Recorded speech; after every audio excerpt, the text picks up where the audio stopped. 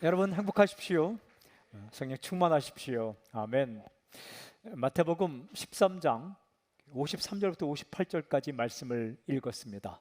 한 가지 사건이 기록되어 있습니다. 예수님께서 고향에 가셨을 때 일어난 사건입니다. 그 사건의 핵심이 무엇일까? 57절에 이런 말씀이 기록됐어요. 예수를 배척한지라. 그러니까 예수님을 사람들이 배척했다, 받아들이지 않았다라고 기록을 합니다. 이 사건에 대한 마태의 기록을 오늘 읽고 우리가 하나님의 메시지를 듣고자 합니다. 첫째 포인트입니다. 예수께서 배척을 당하시다. 53절 54절 이 말씀 우리 함께 읽을까요? 함께 읽도록 시작. 예수께서 이 모든 비유를 마치신 후에 그곳을 떠나서 고향으로 돌아가서 그들의 회당에서 가르치시니 그들이 놀라 이르되 이 사람의 이 지혜와 이런 능력이 어디서 났느냐. 예수님께서 천국에 대한 비유의 말씀을 가르치셨죠. 씨 뿌리는 비유, 가자씨 비유, 가라지 비유, 겨자씨 비유, 누룩 비유, 보물 비유, 진주 비유, 그 다음에 그물 비유. 엄청난 수고를 하신 겁니다.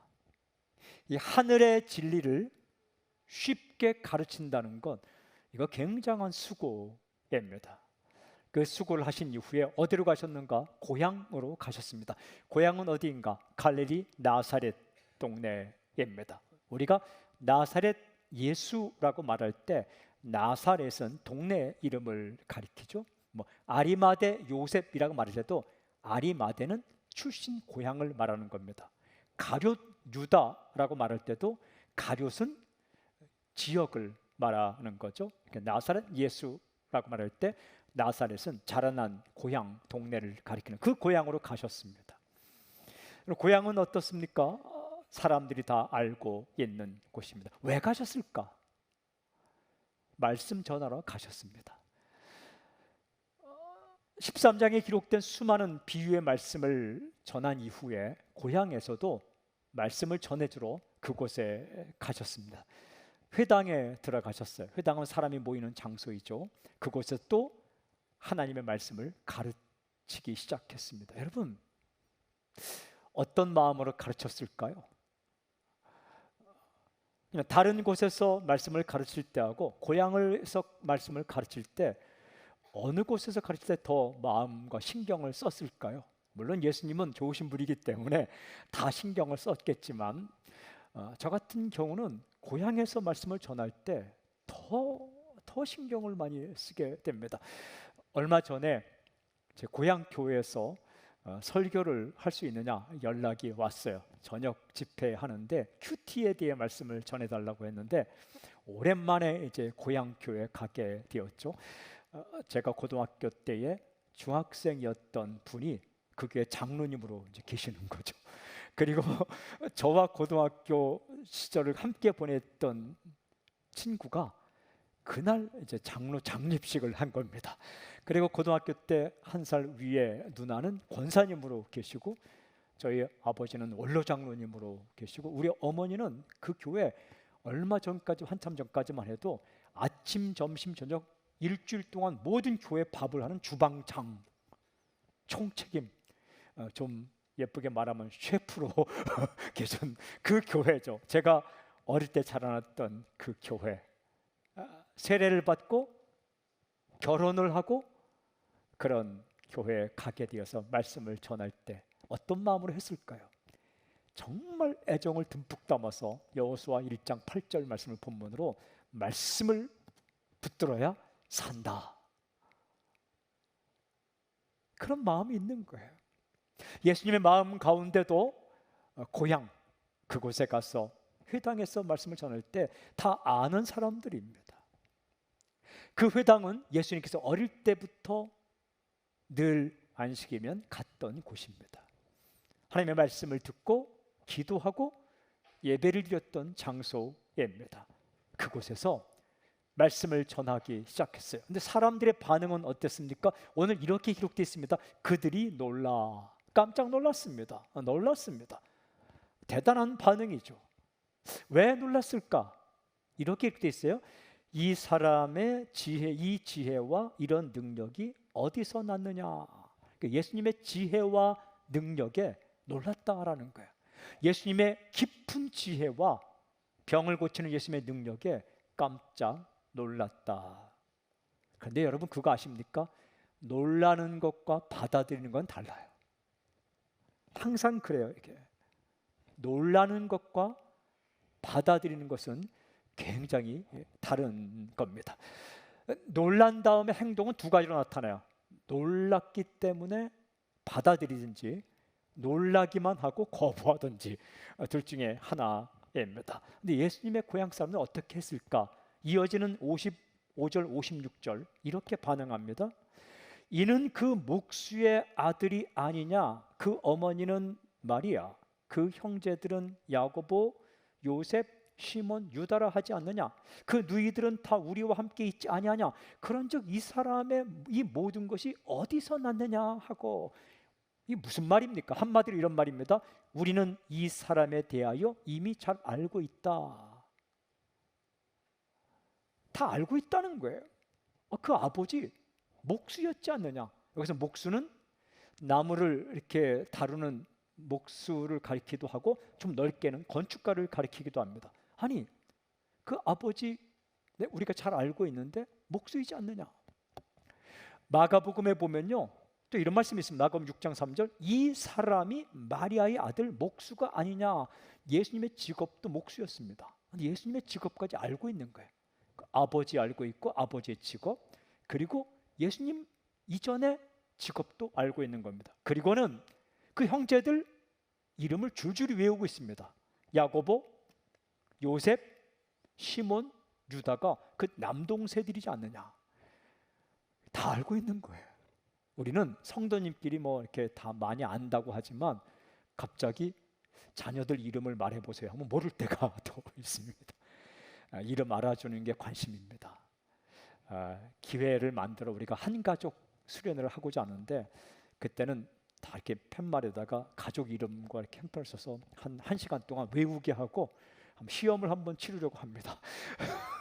누구누구 집사님의 아이들의 이름을 쓰시오. 그래서 가장 많이 맞춘 사람은 이스라엘 여행권 뭐 이런 거 좀 과한 어쨌든 그만큼 다 알고 있는 거예요. 그리고 이 성경에 기록되어 있죠. 그 사람의 누이 동생들은 지금 우리와 함께 있지 않느냐.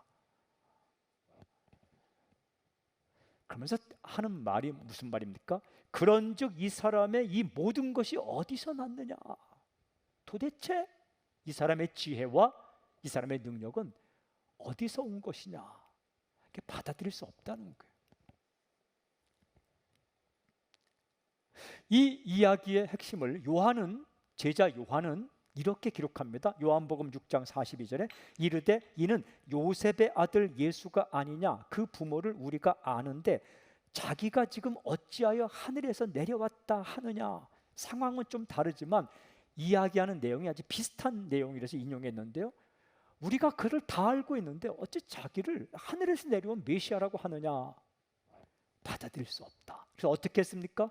오늘 읽은 말씀 57절에 예수를 배척한지라. 예수님을 거부하였습니다. 받아들이지 않았습니다. 사람은요 잘 모를 때도 받아들이지 않고 또 어떨 때는 너무 잘 알아서 받아들이지 않을 때가 한두 번이 아닌 거죠. 질문이 있어요. 그들은 정말 예수님을 잘 알았을까? 동생들 이름 안다고 다 아는 건가? 직업 안다고 다 아는 걸까? 아버지와 어머니 이름을 안다고 다 아는 것일까? 누이 동생들이 어디 사는가, 몇 번지에 산다는 건 아는 것으로 다 아는 것일까? 이 객관적인 지식으로 객관적인 인포메이션, 이 정보를 안다고 해서 그걸 다 아는 걸까? 몰랐던 거예요. 이게 뭘 몰랐어요? 예수님은 하나님의 아들이시고 구원자라는 사실을 모르는 거예요. 꼭 우리와 같아요. 뭔가를 많이 그 사람에 대해 아는 것처럼 이야기하는데 정작 그 사람에 대해서 정말 중요한 정체성은 모를 때가 있습니다. 과거의 경력 다 알아요. 그리고 커리어 다 이렇게 다 그 경력 다 알고 출신 알고 배경 알고 부모에 대해 다 아는데 이 사람의 정말 가능성에 대해서 진짜 모습에 대해 모를 때가 한두 번이 아닌 거죠. 예배 형식도 그래요. 내가 드린 예배의 형식으로 판단해서 예배는 이런 거야 라고 선입견을 가질 때가 참 많아요. 몇 명 크리스찬에 대한 경험으로 말미암아 예수 믿는 사람은 다 그래 라는 선입견을 가질 때가 참 많아요. 이미 다 알고 있다는 거예요. 그런데 일부분만 알고 있는 거죠. 껍데기만 알고 있을 때가 많아요. 선입견은 편견을 낳아요. 편견은 거절을 낳는 겁니다. 예수님의 고향 사람들이 우리 이미 다 알고 있어. 그 사람 이름 예수, 어머니 이름 마리아, 아버지 이름 요셉, 그분의 그 사람의 아버지 직업 목수, 그 사람의 직업도 목수, 동생들 야고보, 유다, 요셉, 시몬, 그 사람의 누이 동생들 다 여기서 살고 있잖아. 뭐가 더 새로운 게 있겠어? 라고 배척하고 거부하고 거절했다. 무엇을 몰랐습니까? 예수님은 메시아라는 사실을 모르는 거예요. 진짜를 모르는 겁니다. 우리가 이런 실수를 할 때가 참 많아요. 예수님에 대해서도 내가 들어 알고 있어. 이스라엘 사람이잖아. 하지만 그분이 진짜 누구인지를 모를 때가 있는 거죠. 그분은 하나님의 아들 메시아라는 거죠. 다른 사람에 대해서도 이럴 때가 참 많아요. 이거 알고 저거 알고 이러는데 그 사람의 이 가능성, 그 사람의 그 깊은 가능성에 대해서 모르고 배척할 때가 많아요.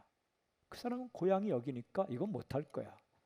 출신, 배경들, 과거, 경력 이런 일을 했던 사람이 새로운 걸 할 수 있겠어? 라고 이 가능성을 배제할 때가 참 많아요. 문을 열어주지 않아요. 기회를 주지 않아요. 더 나아가면 자기 자신에 대해서 이럴 때가 참 많아요. 내가 새로운 무슨 인생의 길을 걸어갈 수 있겠어? 왜? 이전까지 그런 일을 한 적이 없고 하는 것마다 안 됐고 자신에게 가능성을 열어주지 않아요. 그러니까 편견, 자기에게 대한 편견을 가지고 있는 거예요. 선입견을 가지고 있는 거예요. 나는 이건 안 돼. 새롭게 시작할 수 없을 거야. 여러분, 자기에게도 기회를 줘야 돼요. 다른 사람에게 기회를 주는 것만큼 자신에게 기회를 줄 알아요. 그때 새로운 도전, 또 새로운 가능성을 열어두고 새 출발을 또 할 수가 있는 거죠. 우리가 알고 있는, 나는 이미 다 알고 있다라고 말할 때에 정말 소중한 부분을 모를 수가 있다라는 거죠. 여러분, 사람은 상처를 주지만 예수님은 상처를 주지 않아요. 예수님 믿는 사람이 상처를 주지 예수님이 상처를 주는 경우는 없어요. 예수님 믿는 사람들을 보아서 그 마음이 별로다라고 한 것 때문에 예수님 자체도 밀어낼 때가 얼마나 많은지 모릅니다. 내가 지금 아직까지 경험한 것들, 알고 있는 것들이 전부가 아니라는 사실. 예수님이 그런 분이에요. 예수님은 알면 알수록 깊은 분입니다. 넓은 분이에요. 크신 분이에요. 예수님을 더욱더 사랑하면 사랑할수록 크고 넓고 깊고 절대 실망시키지 않는 분이에요. 저는 이 말씀을 묵상하며 이런 생각을 해봤어요. 고향 사람들이 이전에 알고 있던 예수님의 예수님에 대한 객관적인 지식으로 이미 다 알고 있는데 뭐 새로운 게 있겠어 하고 거절하지 않았다면 얼마나 좋았을까라는 생각을 하게 되었어요. 그래서 그 사람들은 거절을 했죠. 근데 거절했기 때문에 어떤 결과가 나타났습니까? 두 번째 포인트입니다. 배척한 사람들은 은혜를 경험하지 못했다라고 우리에게 전해져요. 고향 사람들이 예수님을 배척했기 때문에 예수님을 진짜 만나는 걸 경험하지 못한 거예요. 여러분, 사람을 거절하면 그 사람과의 정말 새로운 만남을 경험하지 못해. 내 자신에 대한 편견을 가지고 새로운 도전을 하지 않고 내 자신에게 기회를 주지 않으면 내 자신이 새롭게 경험하는 것들을 할 수가 없는 거예요. 예수님의 고향 사람들은 예수님을 배척했기 때문에 그 다음 단계가 없어요. 다음 스텝이 없어요. 은혜를 경험하지 못합니다. 우리가 읽은 마태복음 13장 57절에 이렇게 기록되어 있습니다. 예수를 배척한지라 예수께서 그들에게 말씀하시되 선지자가 자기 고향과 자기 집 외에서는 존경을 받지 않음이 없느니라 하시고, 이런 말씀하셨어요. 야, 선지자가 고향 외에서는 존경을 받는데 고향에서는 존경을 받지 못한다, 이 말씀을 하신 거예요. 여러분, 이 말씀을 어떤 마음으로 하셨을까요? 서운한 마음? 아닙니다. 섭섭한 마음? 그것도 아닙니다. 어떤 마음이요? 안타까운 마음으로 하신 거예요. 받아들이면 새로운 경험을 할 텐데 왜 안 받아들이지? 안타까운 마음. 사랑의 마음, 굉장히 사랑의 마음 안에 있는 가장 중요한 마음이 안타까운 마음이에요. 왜 안 받아들이지? 맛있는 음식을 준비한 어머니의 사랑의 마음, 그 안에 뭐가 있습니까? 왜 안 먹지? 정말 소중한 정보를 전해주는 마음이 사랑의 마음이라면 어떤 마음을 경험하냐면 거절하고 배척할 때 왜 안 받아들이지? 예수님은 이런 마음을 가지신 거예요. 왜 받아들이지 않지? 받아들이면 좋을 텐데. 근데 그들은 어떻게 했어요? 이어지는 58절 이렇게 되어 있습니다. 그들이 믿지 않음으로 말미암아 거기서 많은 능력을 행하지 아니하시니라. 받아들이지 않았기 때문에 예수님께서 능력을 행할 수 없었다. 그 이유가 뭡니까? 이렇게 했어요. 믿지 않았기 때문에 예수님께서 능력을 행할 수가 없었다. 정확히 기록하시죠? 거기서 많은 능력을 행하지 아니하시니라. 하나도 행하지 않은 건 아니에요. 마가복음을 읽어보면 6장 5절에 거기서는 아무 권능도 행하실 수 없어 다만 소수의 병자에게 안수하여 고치실 뿐이었고, 그러니까 아주 소수의 사람들만 고치셨다라는, 무슨 말씀입니까? 믿지 않았다, 그래서 은혜를 경험하지 못했다. 예수님은요, 능력이 많으신 분이에요. 정말 이 아픈 사람을 고쳐줄 수 있는 분입니다. 능력뿐만 아니라 마음도 있는 분이에요. 고쳐주고 싶으세요. 사람이 정말 좋은 사람이 누군지 아십니까? 능력도 있고 마음도 있으면 참 좋아요. 해줄 수 있는 능력도 있고 해주고 싶은 마음도 있으면 참 좋아요. 사람이 슬플 때가 뭔지 아십니까? 해주고 싶은 마음은 있는데 해줄 수 있는 능력이 없을 때 슬퍼요. 해주고 싶은데 능력이 없으면 슬픈 거예요. 또 서운할 때 언제 아닙니까? 해줄 수 있는 능력이 있는데 안 해줄 때 서운해요. 주님은 그렇지 않아요. 여러분, 우리가 믿는 예수님은 어떤 분이냐? 해주고 싶은 마음도 있고 해줄 수 있는 능력도 있어요. 우리 마음이 쓸쓸할 때, 힘들 때, 어려울 때 예수님은 나의 마음 가운데 평안을 줄 수 있는 능력도 있으시고 평안을 주시고 싶은 마음이에요. 이분이 예수님이에요. 그런데 해줄 수 있어도, 해주고 싶어도 해줄 수 없는 상황이 뭔지 아세요? 그게 믿지 않을 때. 아무리 음식을 줘도 입 다물고 먹지 않으면 먹을 수가 없어요. 아무리 안겨줘도 뿌리치고 안 받으면 받을 수 없는 거예요. 마찬가지로 아무리 예수님께서 능력을 행하고 싶어도, 해주고 싶어도, 할 수 있어도 우리가 믿지 않고 받아들이면 할 수 없는 거예요. 근데 고향 사람들이 믿지 않으므로 예수님께서 해주고 싶어하는 병자를 고쳐주고 가르쳐 주시고 은혜를 베푸는 것을 경험할 수가 없었다라는 기록입니다. 반면에 믿으면 은혜를 경험합니다. 믿으면 선물을 받습니다. 믿음은 은혜를 경험하는 통로예요. 믿음은 예수님께서 하시는 일을 경험할 수 있는 통로가 되는 겁니다. 기적을 본다고 다 믿는 게 아니더라고요. 여러분, 우리가 살면서 다른 사람의 간증이 뭡니까? 자신이 겪은 일들을 통해서 예수님을 어떻게 만났는가를 전해주는 거죠. 테스티머니. 간증을 들으면 이런 생각이 들 때가 있어요. 나는 저런 거 경험하지 못했는데 저 사람은 참 많이 경험했구나, 이렇게 느낄 때가 있어요. 엄청난 죄를 지었는데 대반전을 겪고 제가 이렇게 회개하고 하나님이 행하시는 사건을 경험하면서 이렇게 변해서 이런 일을 행했습니다 하는데, 놀라운 죄들, 그 다음에 놀라운 반전, 놀라운 선행, 이런 얘기를 들으면 나는 뭐하고 살았지? 이런 생각 들 때가 있죠. 변변한 죄도 짓지 못하고 뭐 그런 생각 들 때가 있잖아요. 대반전의 역사도 없고 그냥 밋밋하게 어쩌다가 내가 믿긴 믿었는데 그런 생각 들 때가 있지 않습니까? 다른 사람의 간증을 듣고 은혜를 받아야 되는데 나는 뭐지? 내 삶은 뭐지? 나는 그냥 태어났는데 부모님이 예수 믿고 어쩌다 보니까 내가 지금 믿는데 나는 뭐지? 라고 생각할 때가 있잖아요. 있다고 해야 돼요. 그럴 때가 있잖아요. 그죠? 여러분, 수많은 기적을 경험해도 안 믿을 수 있어요.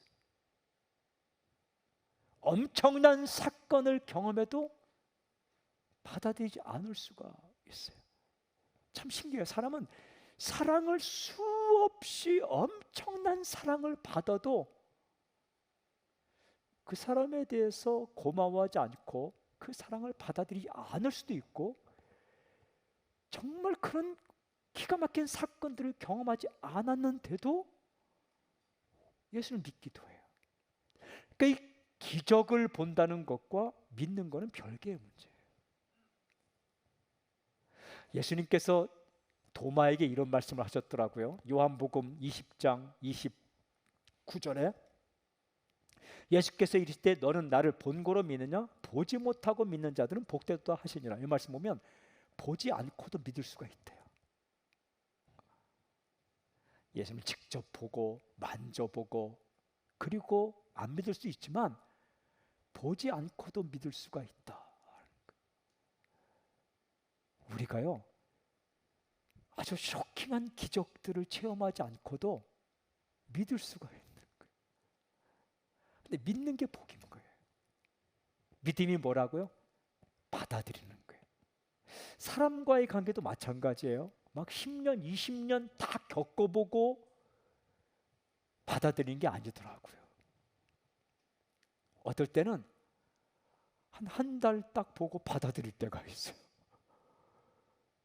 경험이 중요하지만 경험과 받아들이면 별개의 문제일 때가 있는 거예요. 하지만 받아들이면 경험을 하게 돼요. 예수님을 받아들이면, 예수님을 믿으면 예수님의 능력이 내 삶에 나타나기 시작하는 거예요. 예수님을 믿고 받아들이면 예수님이 주고 싶은 선물이 내게 임하는 거예요.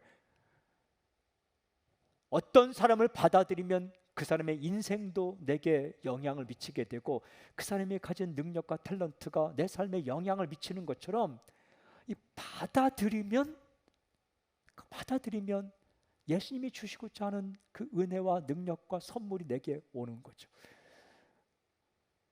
그런데 참 안타까운 마음이 뭐냐 하면 주고 싶은데, 줄 수 있는데, 주는데 받아들이지 않을 때 이 주고 싶은 마음이 안타까운 거예요.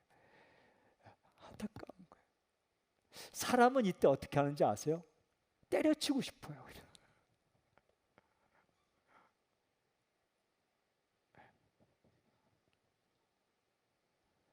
정말 뭔가를 이렇게 사랑하고 베풀고 잘해주고 싶고 하는데 이렇게 받아들이지 않을 경험을, 배척하는 경험을 여러 번 하게 되면 그만두고 싶어요. 힘들어서 그만두는 것 같지만 그거는 일부고, 이렇게 거절당한다고 느낄 때 그만두고 싶은 거예요. 뭐 이렇게 예수님을 믿으세요 전도할 때도 몇 번 거절을 당하면 이렇게 안타까운 마음으로 좀 전해주고 싶지 않아요. 좋은 것 주고 싶은 거예요. 사랑하는 사람에게 좋은 것 주고 싶은 거예요. 이렇게. 그런데 안 받아들이면 어느 순간은 막 열심히 하다가 어느 순간은 그만하고 싶어요. 그죠? 뭐 헌신도 막 하다가 받아들이지 않으면 그만하고 싶어요. 안타까운 마음이에요. 받아들이면 좋을 텐데. 또 하나의 마음은 그만하고 싶어요. 이때 예수님 어떻게 하셨는가 하는 거예요. 가장 중요한 포인트, 세 번째 포인트, 포기하지 않고 갈 길을 가시다. 예수님께서 어떻게 하셨을까 제가 궁금해서 14장 이후를 읽어봤어요. 드는 생각이 뭔지 아십니까? 예수님께서 그때 기분 나쁘시다고 힘들다고 그만두셨다면 마태복음은 우리가 오늘 읽은 13장 58절로 끝나야 돼요. 끝! 그만! 했다면 마태복음 13장 58절로 끝나야 돼요. 그런데 14장이 있고 28장까지 계속하는 거예요. 더 생각해 봤어요. 만약 예수님께서 그때 기분 나쁘시다고 속상한다고 사역을 끝내버렸다면 마태복음 13장 58절까지 기록이 있을까? 아마 그 이전 기록도 없을 거예요. 왜냐하면 기분 나쁘다고 끝내버린 사람의 이야기를 기록할 이유가 어디 있겠어요. 그죠? 그 다음이 있기 때문에 13장 이전까지 기록도 있는 거예요. 우리가 살 때에 어떤 선을 베풀다가 사랑하다가 정말 안타까운 마음으로 뭔가를 주다가 기분 나쁘고 끝내잖아요. 그럼 그 이전 기록까지 싹 사라져버려요. 그 이전 그 사랑했던 경험과 좋았던 추억까지 사라져버려요. 근데 마태복음은 14장이 있는 거예요. 28장까지 있는데 14장 이후를 읽어봤어요. 14장에는 도대체 어떤 기록이 있을까? 1절부터 12절까지 읽으니까 더 힘든 사건이 있어요. 힘든 사건이 뭔지 아십니까? 세례 요한이 죽임을 당하는 사건입니다. 세례 요한이라는 사람이 옳은 소리 바른 소리 했다가 체포당해서 말도 안 되는 사건으로 죽임을 당해요. 헤로디아의 딸 살로메가 춤을 추는데 그 춤추는 그 소녀를 보고 헤롯 왕이 마음에 들어서 내가 뭘 해줄까? 나라의 절반을 주겠다 했더니 그 엄마 헤로디아가 시켜서 살로메가 세례 요한의 목을 쟁반에 담아 주십시오 했는데 이 헤롯이 정말 그 자신의 체면 때문에 그 의인 세례 요한의 목을 베어서 소반에 쟁반에 담아다 주는 엄청난 사건이 일어납니다. 그 사건을 세례 요한의 제자들이 예수님께 와서 보고하는 게 바로 이어지는 14장 1절 12절 사건. 다음 주에 묵상할 거예요.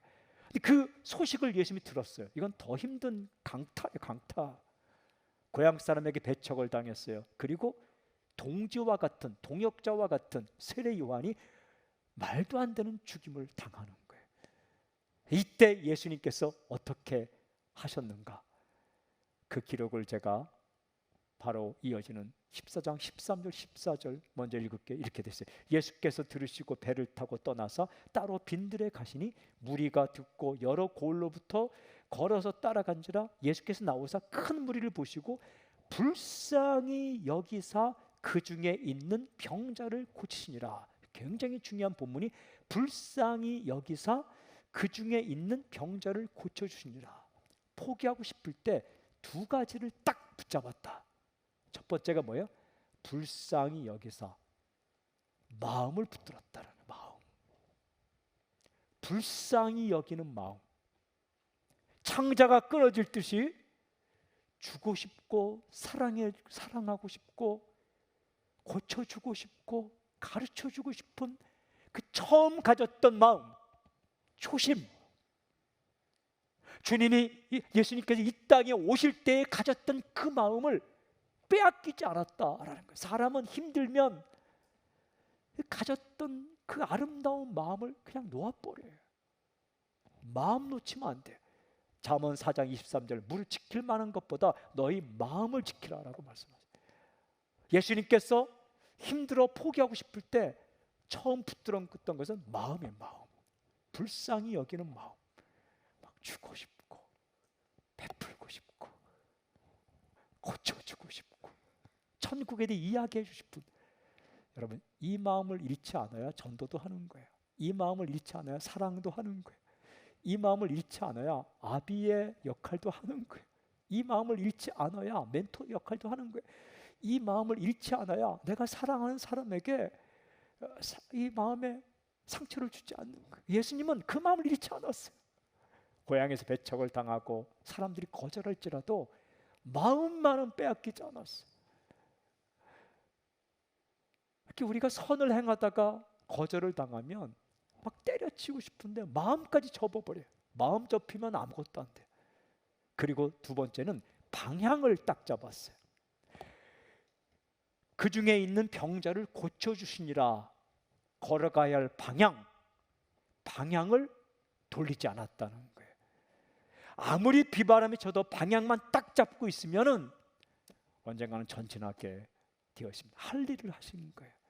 힘들다고 방향을 틀어버리면 마음을 붙들고 방향을 딱 잡고 계속해서 할 일을 하시면서 나아가셨어요. 그래서 28장까지 갑니다. 그래서 어떻게 하셨어요? 당신을 살린 거예요. 저를 살리신 겁니다. 그리고 예수님이 걸어가는 그 길마다 수없이 많은 사람이 살아나는 거예요. 그렇게 주님은 우리에게 모범을 보여주셨어요. 우리는 살다가 조금 힘들다고 마음 접어요. 더 힘들면 방향 접어요. 주님은 그렇지 않으셨습니다. 안타까운 마음으로, 사랑의 마음으로 사시다가 거절당했다. 여러분, 사랑한다는 것 가운데 들어가 있는 패키지가 거절이에요. 거절. 사랑하는 사람은 거부를 경험해요. 잘해주고 싶은 마음을 가진 사람은 때때로 거절당함을 경험하게 되어 있습니다.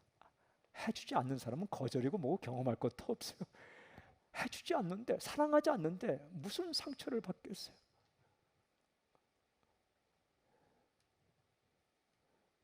이 땅에 살면서 주님 가신 길을 따라가는 우리에게 어떨 때 이 따뜻한 마음, 사랑의 마음을 가지고 뭔가를 하고자 할 때는 순간순간 거절당함을 경험할 때가 참 많습니다. 그때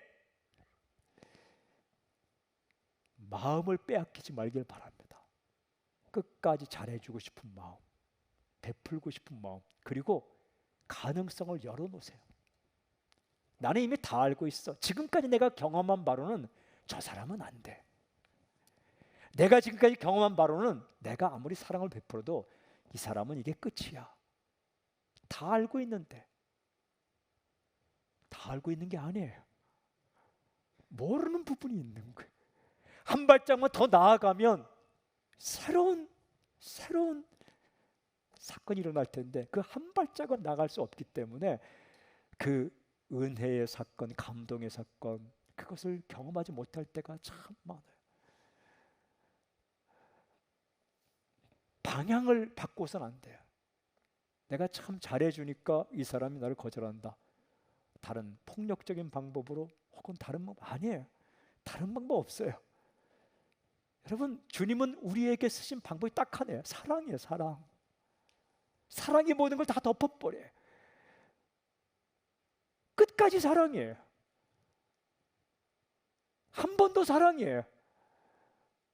그 방법을 바꾸지 않았어요. 사람을 대할 때도 마찬가지예요. 다른 거 있는 거에서 뭐 다 찾아보지만 결국은 사랑입니다. 그럼 부모님들이 수없이 많은 방법을 써보지만 결국은 사랑인 거예요.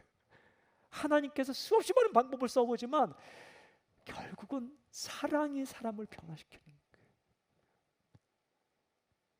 잘해주는 거예요. 끝까지 품어주는 거예요. 내 앞에 있는 사람이 떠나갔다 떠나갔다 하더라도 나는 늘 그 자리에 있는 거예요. 소나무처럼. 그렇게 그런 분들을 아빠 엄마라 이야기하는 거예요. 그렇게 마음을 바꾸지 않고 방향을 바꾸지 않고 우리에게 해주는 사람을 선생님이라 말하는 거예요. 그 아빠 엄마 부모님의 그 모습과 정말 제대로 된 선생님 멘토의 모습을 완전히 보여준 분이 하나님이세요. 그분이 예수님이신 거예요. 사람을 살리고 싶은 마음으로 이 낮은 이 땅까지 내려오시고 사람이 되신 그 마음을 변치 않고 변하지 않고 빼앗기지 않았어요. 그리고 사람을 살리고자 하는 그 사랑의 방향을 돌이키지 않았어요.